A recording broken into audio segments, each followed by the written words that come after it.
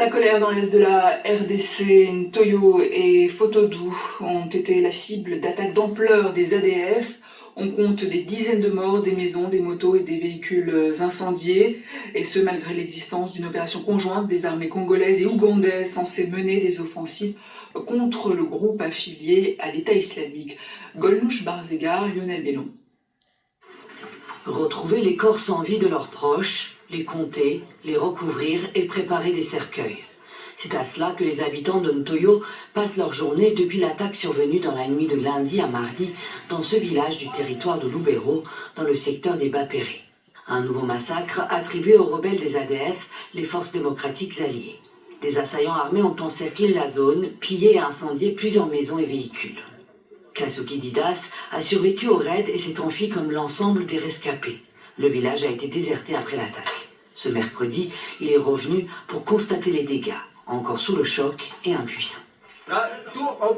Au gouvernement, on demande le rétablissement de la paix. Ils nous disent qu'ils poursuivent l'ennemi, ce qui semble faux. Là, ça prouve réellement que l'ennemi était aux alentours. On n'a rien d'autre à demander, à part la paix. Le commandant secteur opérationnel de l'armée congolaise est arrivé sur place avec des renforts. Il est temps d'étranger le et le commandant secteur opérationnel Sokola Nkramo, qui est arrivé ici accompagné d'une délégation du gouvernement provincial du Nord Kivu, s'est décidé de mettre plusieurs mécanismes en place pour mettre cet ennemi hors d'état de guerre.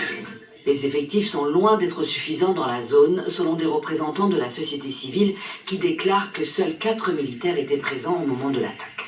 Arriver pour les militaires, c'est une chose, mais l'action, c'est autre chose. Parce qu'ils peuvent arriver sans des actions, des grandes envergures, il y aura tout simplement comme si ils sont venus seulement pour venir appuyer, assister à l'enterrement. Mais nous, quand même, c'est une offre de soulagement, les voir, mais nous les souhaitons vraiment un plein succès de travail.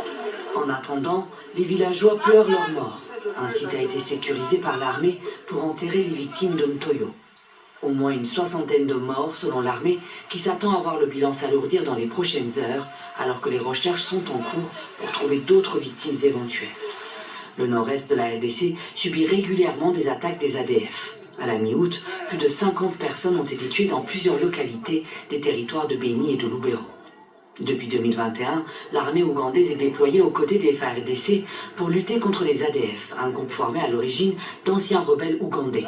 Mais les deux armées peinent à éradiquer la milice qui a prêté allégeance au groupe État islamique.